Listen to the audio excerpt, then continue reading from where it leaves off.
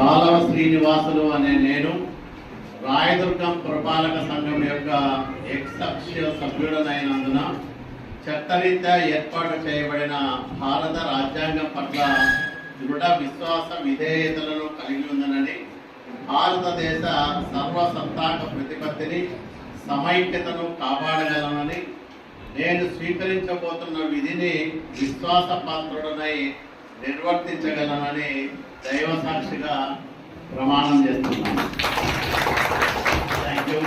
దుర్గం ప్రజలు తనను నమ్మి అత్యధిక మెజారిటీతో గెలిపించినందుకు రాయదుర్గం అభివృద్ధికి సాయశక్తుల కృషి చేస్తానని రాయదుర్గం శాసనసభ్యులు కాల్వ శ్రీనివాసులు పేర్కొన్నారు. అనంతపురం జిల్లా రాయదుర్గం పట్టణంలోని మున్సిపల్ కార్యాలయంలో కౌన్సిలర్ల అత్యవసర సమావేశం మున్సిపల్ చైర్పర్సన్ పోరాళ్ల శిల్ప అధ్యక్షతన నిర్వహించారు. ఈ సందర్భంగా ఎమ్మెల్యే కాల్వకు కౌన్సిలర్ సభ్యులు ఘనంగా గజమాలతో సన్మానించారు.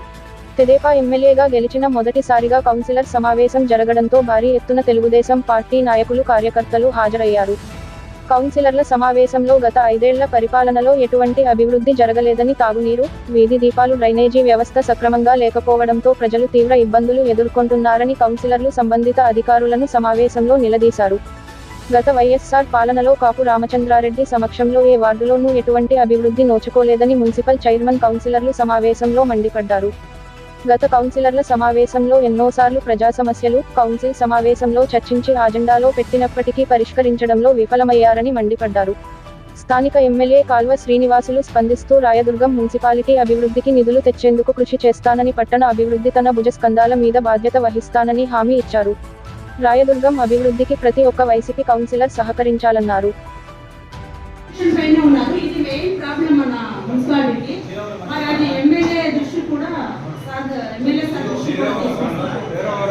అవి పగలే లైట్లు వెలుగుతున్నాయి అని చెప్పడం జరిగింది. మనకి అన్ని చోట్ల కూడా థర్డ్ వైర్ ప్రాబ్లం ఉంది. ఈ థర్డ్ వైర్ గురించి మనం ఎన్నోసారి ఎస్సీ గారికి కూడా చెప్పడం జరిగింది. ఇంతకు ముందున్న ఎమ్మెల్యే గారు కాపు రామచంద్రారెడ్డి గారు కూడా చెప్పడం జరిగింది, కానీ ఆయన పట్టించుకోలేదు.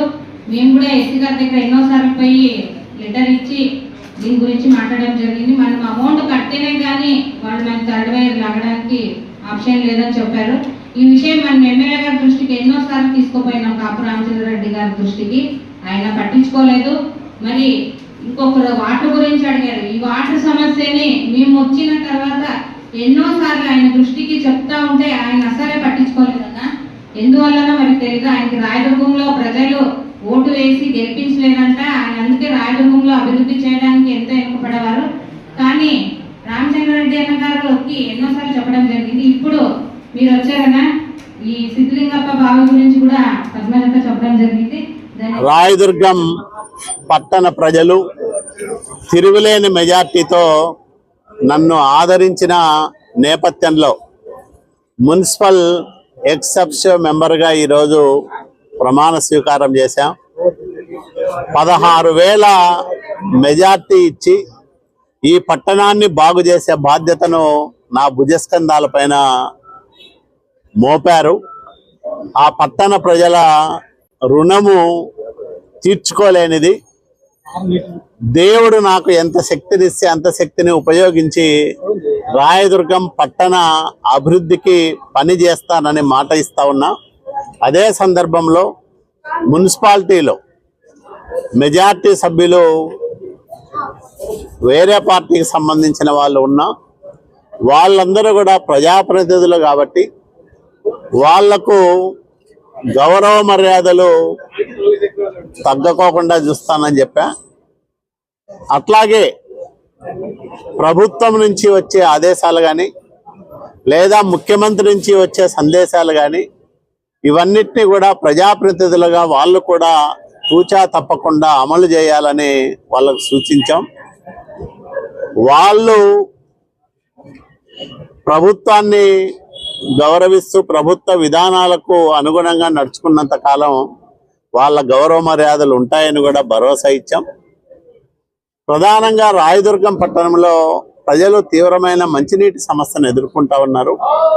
దాన్ని పరిష్కరించే దిశగా ఇప్పటికే 2 సార్లు సమావేశాలు పెట్టాం.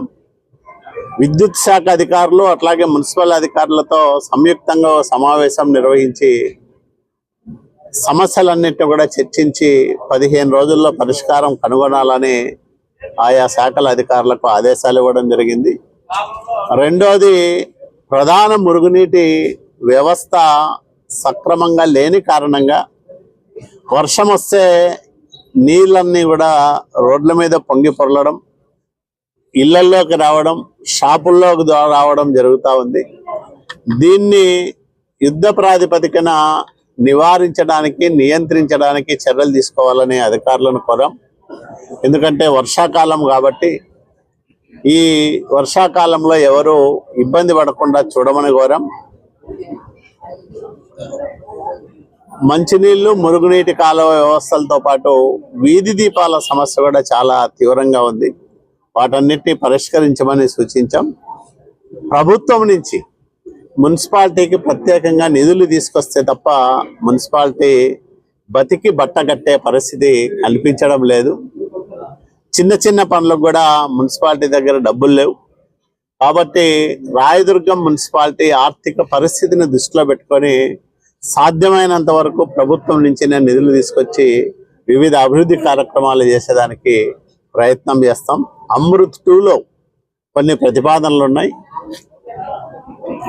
కనేకల్లు రాయదుర్గం మధ్యలో ఉండే ప్రధానమైన పైప్ లైన్ను మార్చాలనే ఒక ప్రతిపాదన ఉంది. ఎక్కడైతే ఇబ్బందులు ఉన్నాయో అక్కడైనా కనీసం యుద్ధ ప్రాతిపదికన మార్చాల్సిన అవసరం ఉంది. దాంతోపాటు పట్టణంలో కనీసం 3 నీళ్ల ట్యాంకులు నిర్మించాల్సిన అవసరం ఉంది. అట్లాగే విస్తరించిన ప్రాంతాలకు పైప్ లైను ఏర్పాటు కూడా జరగాల్సిన అవసరం ఉంది. ఇవన్నీ దశల వారీగా